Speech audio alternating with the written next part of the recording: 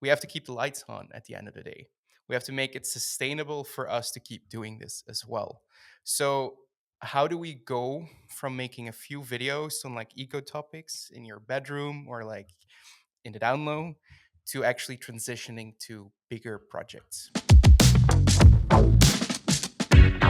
For me, it's going places and talking to people and helping them share their stories and also helping them with social media skills. So, apart of just creating content, I also do like workshops and whatnot with founders of these environmental projects, and we sit down and we create like engaging content strategies so they can reach more views on social media. Because yeah, this is not something that people within these organizations focus on. They focus Hmm. on the work. They are the people that focus on the work, and we need them to post about it more. You know, we need them specifically to create this engaging content, not necessarily Yeah. everyone who's around. While you're doing this, hopefully at peace, you just attract people that are interested in your projects, right? And this is where collaboration starts, and everything starts with collaboration. And this is how I think we can avoid greenwashing. I very rarely take on projects and brands and clients that are, you know, just like reaching out and they have like some sort of like one-off campaign, to create a piece of content, and then I don't even know who these people are. I never hear from them again. Like, I don't do this. Everything, all the partners, all the projects that we're working on are our connectors, are part of our community. But this is something that took me to build, in the last sort of 10 years. So for small and starting creators is looking out who are starting together with you. And not necessarily you need to form like a separate entity or project, but just know them, just collaborate with them, just see how you can join forces. Yeah, so on this journey, I've been attracting the right people, and I've also been calling them. So I've been doing posts where I was sharing that I need help with this and this. And I did the 5 rounds of internship program at Behind the Greens. And this is something that turned this internship program with the workshop. And now it turned into this program that is called Mastering the Art of Greenfluencing. That I never had a plan to create it, so that was like a journey. So Behind the Greens now, and Behind the Greens is environmental media company that I started. It's our second year now. It's a Portuguese media company. So we now have about 10 people on the team, half employees, half interns, volunteers, passionate people. Hmm.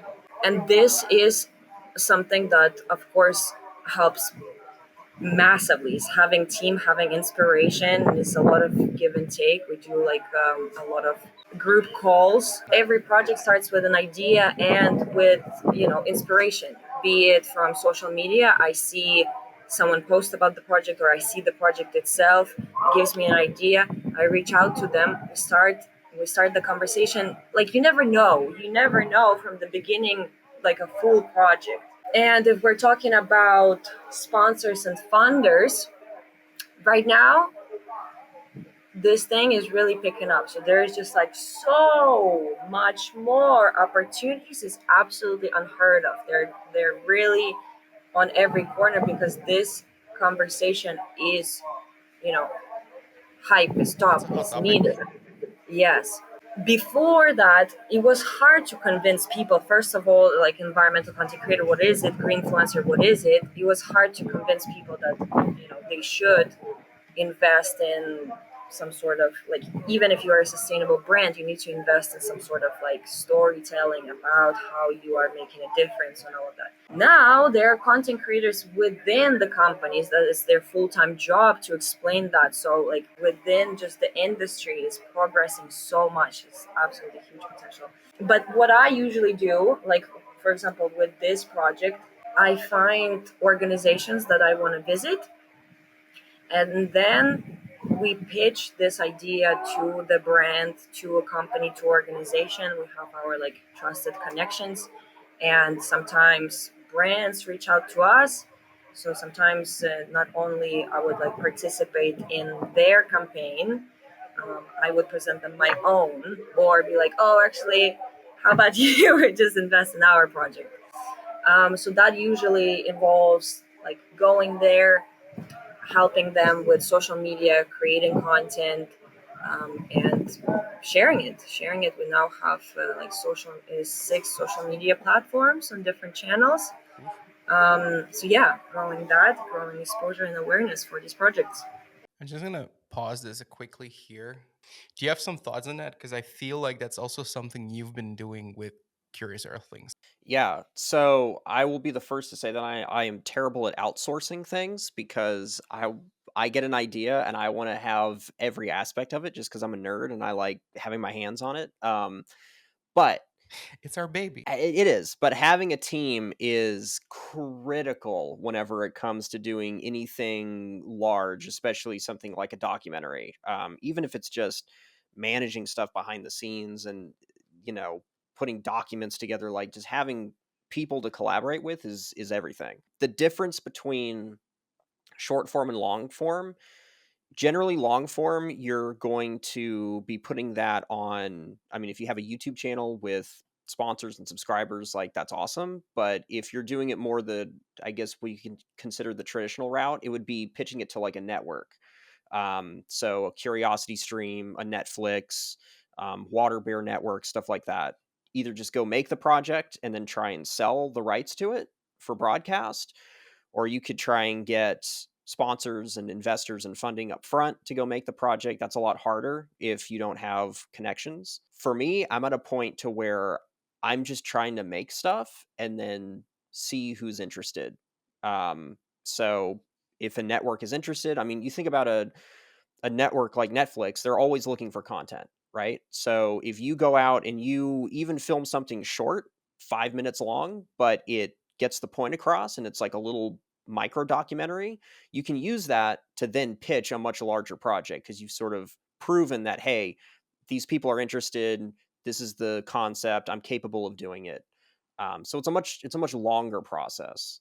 It's actually very funny how much I have to think back to the course that we take. Because again, I'm going to reference something that I learned from there, but it keeps sticking with me. And it's the same thing that I hear in what you're saying, in what Marga is saying too, is like you have to create where you want to go, and then you use each step of that process as leverage point for the next step. And I think it's the same thing as you're just starting out as an eco creator and you're making your first videos. You can use anything about these videos to then showcase it to a possible brand, to a possible collab, or just use all these tidbits of proof that it worked. Kind of pitching a project and trying to get content to use that stepping stone effect that you were talking about. Treat every single project as if you're being paid $1 million for it. Like if you're doing a 3 minute little thing for a local organization, like don't have the mindset of, oh, this is just a fun little side project.